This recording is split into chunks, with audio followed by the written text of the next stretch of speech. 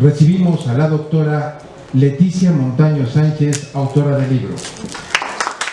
Maestra Yadira Elizabeth Torres Rivera.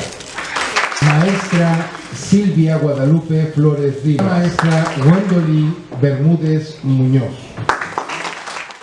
Para nosotros en la institución es muy importante este tema porque tanto la licenciatura en Psicología Educativa como la licenciatura en Psicología Educativa del Plan de Estudios 2018 no dan solo cobertura a educación secundaria, sino ahora tenemos el privilegio de tener como campo laboral la educación básica.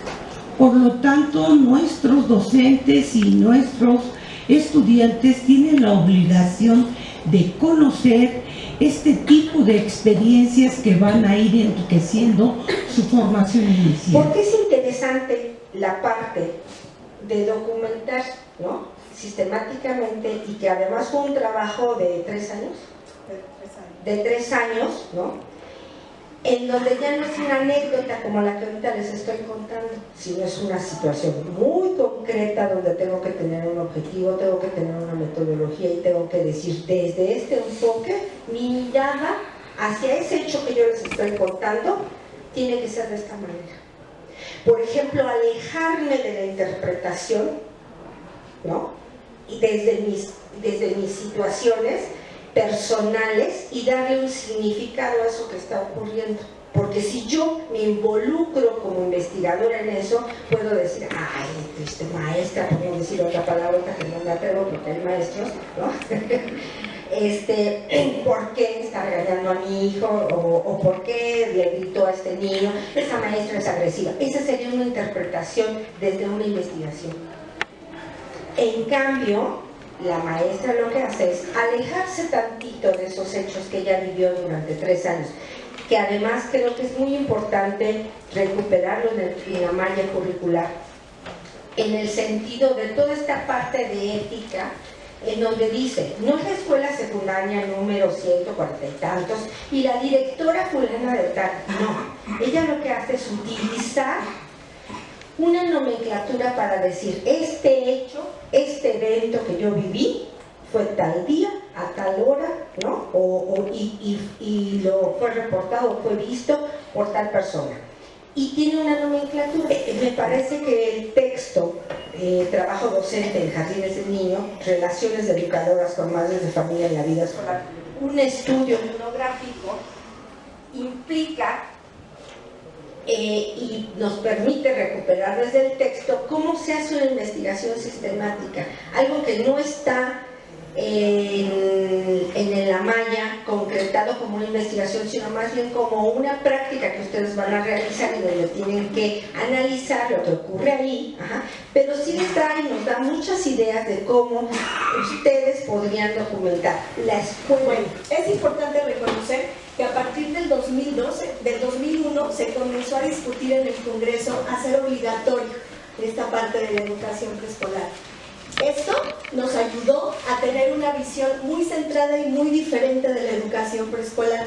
Dejó de ser cantos y juegos en el desarrollo de la motricidad fina y destacó la importancia de educar a niños integralmente. Comenzar a trabajar con ellos y desarrollar aspectos cognitivos, emocionales en cada uno de los alumnos. Ya no era, vas al kinder y vas a cantar, vas a jugar. No, el hacer obligatoria esta parte nos da otro giro, nos hace ver a la educación preescolar de otra manera. Han comentado mis maestras, compañeras, que es una herramienta muy necesaria, específicamente, sobre todo para la nueva malla curricular, lo que es psicología educativa, pedagogía, en 2018.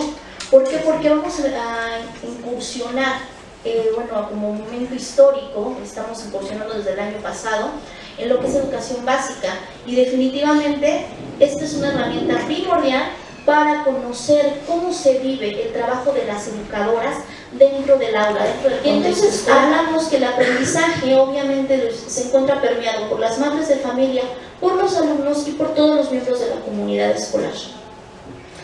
La doctora Montaño retoma Smolka cuyas aportaciones permiten advertir que los procesos de apropiación tienen un lugar con la participación de las personas en prácticas sociales, donde los sujetos toman para sí formas de pensar, actuar, hacer y decir. Es decir, no estamos nosotros hablando en solitario nada más del conocimiento que adquirimos en el aula, sino estamos dando fe y cuenta de lo que en este caso los otros sujetos, como son las madres de familia, pueden en este caso incorporarse como tal al contexto escolar.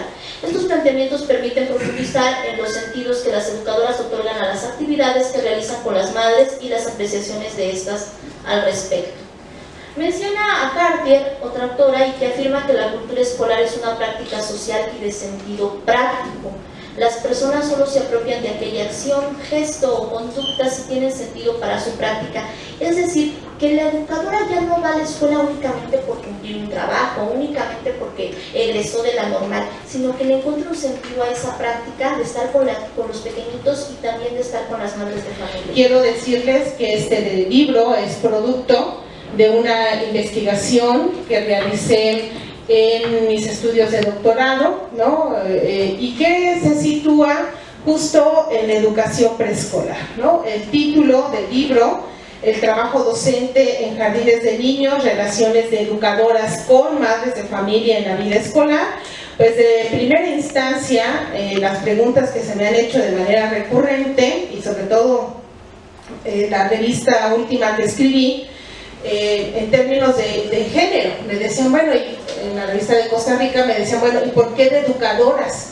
¿Que no hay hombres? Es una perspectiva de género. Y yo, mi primera respuesta fue, bueno, en nuestro país, en México, ¿no? El INEGI en el 2010 reporta que el 99% del personal docente en educación preescolar son mujeres. El Instituto Nacional de Evaluación Educativa en su momento, en el 2014, en su informe de docentes en México, habla que 24 de 25 docentes en escuelas preescolares generales son mujeres. Este porcentaje disminuye cuando hablamos de escuelas que atienden a niños indígenas, donde el 87.4 son mujeres, y en escuelas comunitarias hay una mayor participación de hombres, porque ahí encontramos justo esta presencia del CONAFE, ¿no? Mediante jóvenes que habilita para que puedan trabajarse la educación básica. En otros países, un dato de Ferran ya un poco a la distancia, en 1983, él nos dice que en países como Japón, China e Irlanda, la presencia de mujeres está por debajo del 90%, ¿no? Entonces, esta primera cuestión, me decían, no es una cuestión de porcentajes, es una cuestión donde uno en la escritura también tiene que recuperar la perspectiva de género, ¿no? No negar la presencia de los varones, ¿no? Sino hacer mención de, pues 1% corresponde a los varones y se encuentran predominantemente en áreas técnico-pedagógicas con mayor presencia, digamos, fuera de las zonas urbanas, ¿no? Entonces, ese fue, digamos, uno de los aprendizajes que el escribir para algunas revistas también deja este ejercicio de hacer investigación. Y esto nos lleva a pensar también en la importancia que tiene la formación específica para este nivel educativo. Evidentemente, el estudio, como lo dice su título, es una mirada etnográfica. Entonces, ¿cuál es el autor principal que me llevó a mirar esa realidad y ubicarme en las escuelas para recuperar las voces, los saberes de las maestras? Pues es Clifford Geertz, ¿no? Quien justo él nos va haciendo esta mención de que el hombre es un animal inserto en tramas de significación que él mismo ha tejido. Y dice Clifford Geertz, lo que busco es la explicación, interpretando expresiones sociales que son enigmáticas en la superficie. ¿Qué quiere decir esto?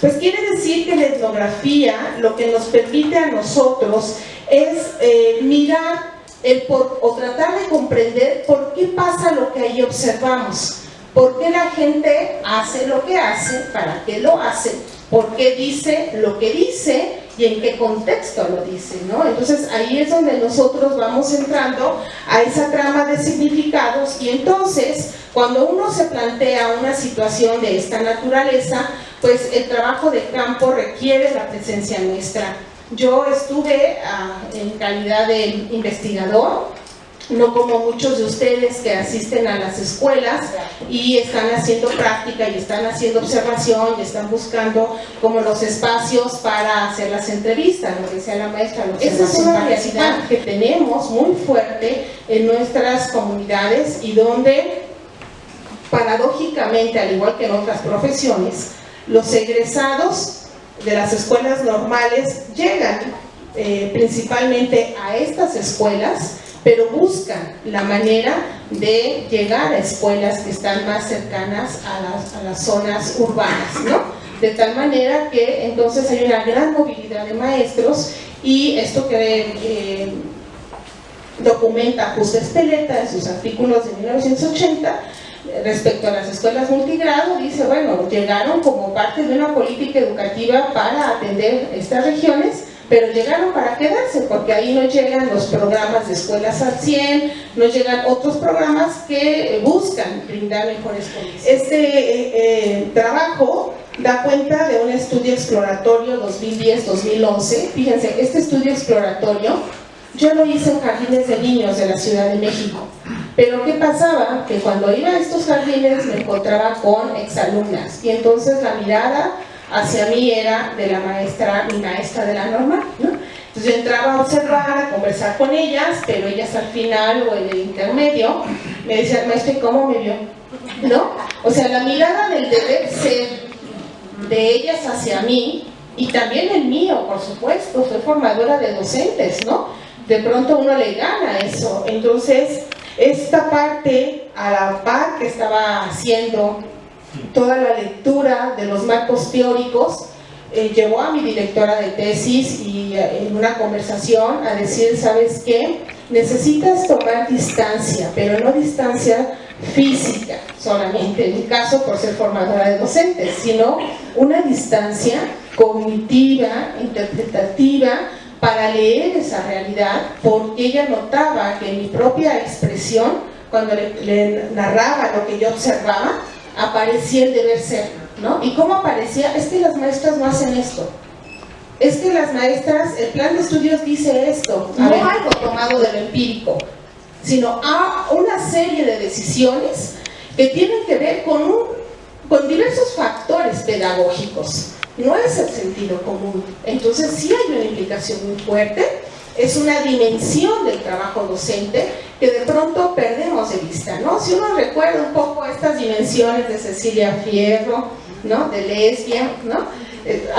Hablan ahí, mencionan la comunidad, y entre esa comunidad los padres de familia, pero bien dice Mercado, de pronto cuando uno habla de padres de familia, pareciera ser una cosa homogénea, ¿no? Como una masa, y no es así, ¿no? Y esto es lo que me llevó a establecer esta investigación con un propósito que me ayudara como a encontrar los caminos, digamos, y diseñar metodológicamente la investigación. Yo sabía, estaba estudiando, ya tenía antecedentes de la etnografía, llegué al doctorado para profundizar en ello, pero sabía que esto implica diseñar, como dice Clifford Geertz, no es cuestión de métodos.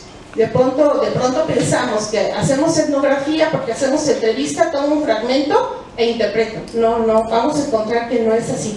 O sea, Clifford Geertz nos va dando otros elementos que nos permiten llegar a ese entramado. Entonces yo me planteo este propósito: profundizar en el estudio de los procesos presentes en las relaciones de participación de educadoras con madres de familia en el trabajo cotidiano de los jardines de niños.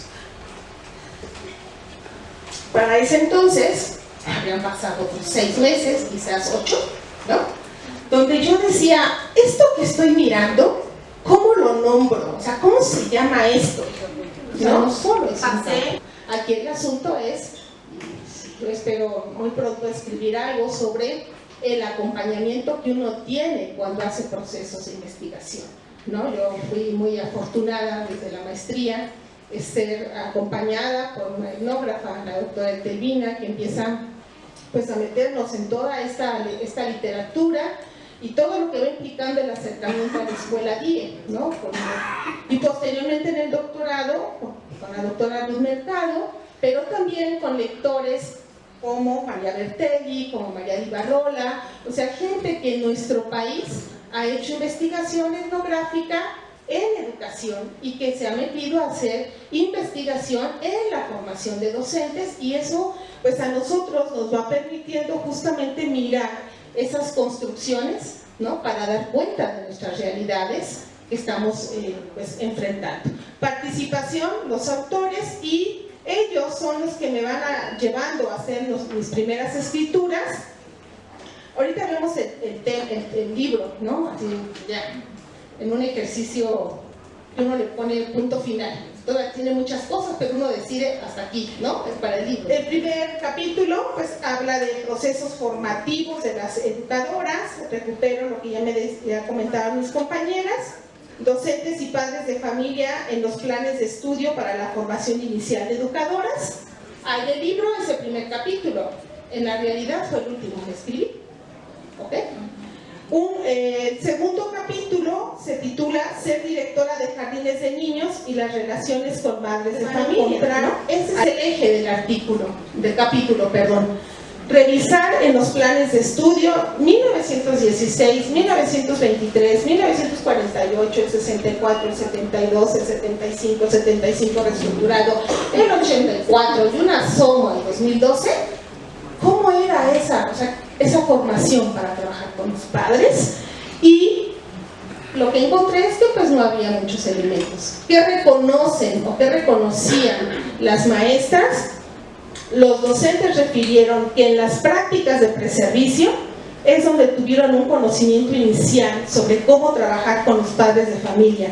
Reconocieron que es en la práctica donde poco a poco conocen a los padres y aprenden a trabajar junto con ellos. La expansión de la educación preescolar en nuestro país no hubiese sido la que fue en la década de los 70 sin la participación de padres y madres de familia. ¿Okay? Y ahí se aparece padres, ahorita les cuento por qué al final quedó con madres de familia. En la orientación y capacitación a las madres para ayudar con el gasto familiar, así como en campañas de alfabetización o de salud dirigida a la comunidad en general. Esto a mí me apasionó en verdad muchísimo, porque ahí es donde se mira la función social de las educadoras. De pronto cuando escuchamos misiones culturales ubicamos inmediatamente primaria, ¿no? Los maestros de educación primaria. No, acá hay un trabajo de mucha cercanía con las mamás para brindarles elementos a fin de que ellas pudieran aprender algún oficio y de esta manera obtener algún ingreso y ayudar al gasto familiar, y lo hacían como docentes en servicio. Una vez que terminaban la jornada laboral no recibían pago por ello, ¿no? Pero estaba pues esta devolución que María de Ibarrola señala, que previo a la reforma del 92 la escuela salía a la comunidad, pero a partir de la reforma del 92 se miran los papás como proveedores, y entonces es de los papás hacia acá y se pierde esa parte. Ahora el planteamiento que tenemos es recuperarlo, ¿no? Y no solo ustedes van a vivir los proyectos socioeducativos con Plan 2018, en la Benemérita y en la Escuela de Educadoras ya vivimos el 12 y vamos descubriendo el sentido de los proyectos socioeducativos. Creo que ahí es donde encuentran. Este lo vamos a ver. Bueno, este es el tipo de gráficos que van a encontrar en el libro, a lo que refiere Bertelli cuando uno está en las aulas, ¿no? De que recupera algunas graficaciones que nos permiten a nosotros hacer algunos análisis. Y pues les dejo nada más la probadita, vamos a verlo más adelante, con más nada, por favor, maestra Jennifer. Un poco más. Nos regresamos. Aquí está la noción de participación. Las docentes, al planificar la enseñanza, tenían presentes a las madres.